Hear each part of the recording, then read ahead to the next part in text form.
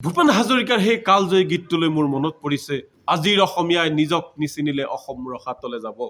ভূপেন দাই জানিছিলে, তেওঁ চিন্তা কৰিছিলে যে এটা দিন এনেকুৱা আহিব অসমৰ ৰাজত্ব বনিয়া গোষ্ঠীলৈ গুচি যাব। অশোক সিংহলৰ অৱদান অসমত কি আছে? কোনো অৱদান নাই। ঢেকীয়াজুলিত কি অৱদান আছে? ঢেকীয়াজুলিৰ মানুহখিনিক লৈ ৰাজনীতি কৰিছে, তেওঁলোকে ব্যৱসায় কৰি আহিছে।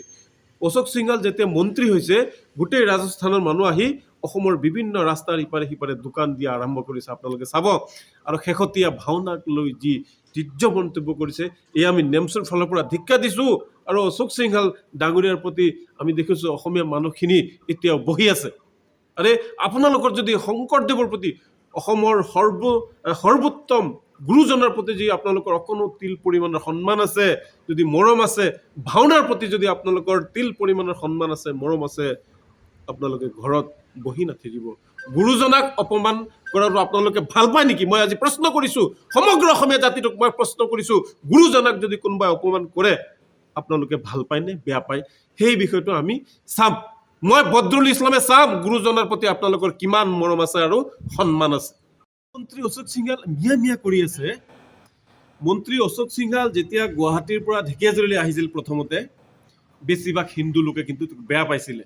এই অশোক সিংহল ডাঙৰীয়া যেতিয়া ইয়াতে আহিছে, ঢেকীয়াজুলিত আহিছে, ইয়াৰ পৰিৱেশ সলনি হৈ গৈছে, ইয়াৰ সাম্প্ৰদায়িক ৰসন দিবলৈ তেওঁ চেষ্টা কৰিছে। আমিতো এইবিলাক কেতিয়াও কৰা নাছিলোঁ, কাৰণ শ্বহীদ নগৰী ঢেকীয়াজুলিৰ ঐতিহ্য, শ্বহীদ নগৰীৰ এটা মান সন্মান গৌৰৱ মৰ্যাদা আছে। ভূপেন হাজৰিকাৰ সেই কালজয়ী গীতটোলৈ মোৰ মনত পৰিছে, আজিৰ অসমীয়াই নিজক নিচিনিলে অসম ৰসাতলে যাব। ভূপেন দাই জানিছিলে, তেওঁ চিন্তা কৰিছিলে যে এটা দিন এনেকুৱা আহিব অসমৰ ৰাজত্ব বনিয়া গোষ্ঠীলৈ গুচি যাব। অশোক সিংহলৰ অৱদান অসমত কি আছে? কোনো অৱদান নাই। ঢেকীয়াজুলিত কি অৱদান আছে? ঢেকীয়াজুলিৰ মানুহখিনিক লৈ ৰাজনীতি কৰিছে, তেওঁলোকে ব্যৱসায় কৰি আহিছে।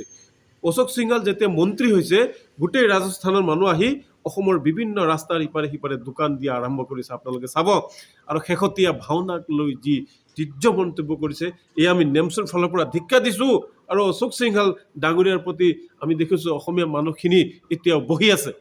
আৰে আপোনালোকৰ যদি শংকৰদেৱৰ প্ৰতি অসমৰ সৰ্বোত্তম গুৰুজনৰ প্ৰতি যদি আপোনালোকৰ অকণো তিল পৰিমাণৰ সন্মান আছে, যদি মৰম আছে, ভাওনাৰ প্ৰতি যদি আপোনালোকৰ তিল পৰিমাণৰ সন্মান আছে, মৰম আছে, আপোনালোকে ঘৰত বহি নাথাকিব।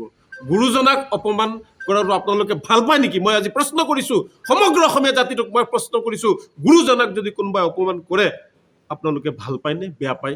সেই বিষয়টো আমি চাম। মই বদৰুল ইছলামে চাম গুৰুজনাৰ প্ৰতি আপোনালোকৰ কিমান মৰম আছে আৰু সন্মান আছে। মন্ত্ৰী অশোক সিংহল মিয়া কৰি আছে।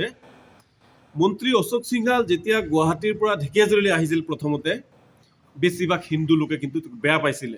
এই অশোক সিংহল ডাঙৰীয়া যেতিয়া ইয়াতে আহিছে, ঢেকীয়াজুলিত আহিছে, ইয়াৰ পৰিৱেশ সলনি হৈ গৈছে, ইয়াৰ সাম্প্ৰদায়িক ৰসন দিবলৈ তেওঁ চেষ্টা কৰিছে। আমিতো এইবিলাক কেতিয়াও কৰা নাছিলোঁ, কাৰণ শ্বহীদ নগৰী ঢেকীয়াজুলিৰ ঐতিহ্য, শ্বহীদ নগৰীৰ এটা মান সন্মান গৌৰৱ মৰ্যাদা আছে।